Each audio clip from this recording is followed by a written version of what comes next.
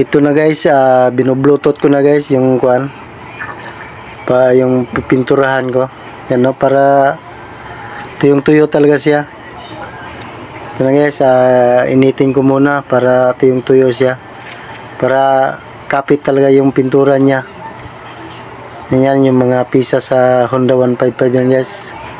Pipinturahan ko na yung una. Hinugasan ko muna yon kasi ang haba na kasing video guys kapag idugtong ko pa Ito, nandito na, malinis na. Binublutot ko muna yung mga yung pisa para tuyong-tuyo siya ba, para kapit na kapit. Yan ang pintura ko guys. Primer muna yan. Yan, primer muna.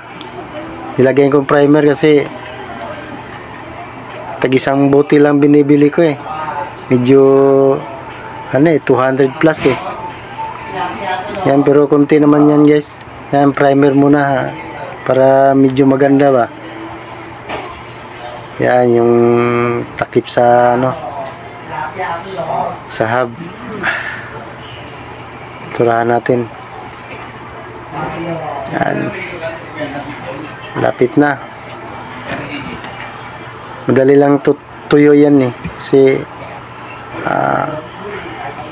Pilux yan Yan guys, lagyan muna natin ng tip para hindi mapinturahan yung kuan, yung shock. Yan guys, telescopic yan guys, sa Honda 155. Pintura lahat. Yan. Yan, primer muna para maganda. Para kintab talaga, walang lubak-lubak na guys. Punasan muna natin para maganda. May may dumi ito guys.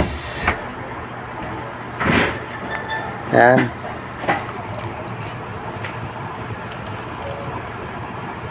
primer. Yan, hindi na primer yan guys, diretso na yan.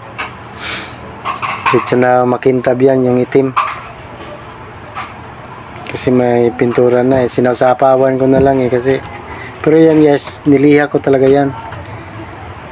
Hindi na makita yung lubak-lubak niya.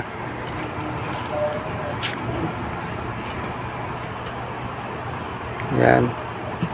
Yung mga cover sa sa gitna at saka sa likod.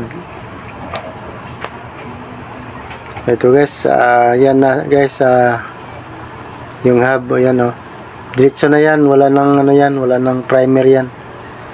Diretso na yung makintab na yung chrome ang binibili ko. Na guys, ayan yan, chrome yan. Talagang kintab ng kintab yan. Yan guys.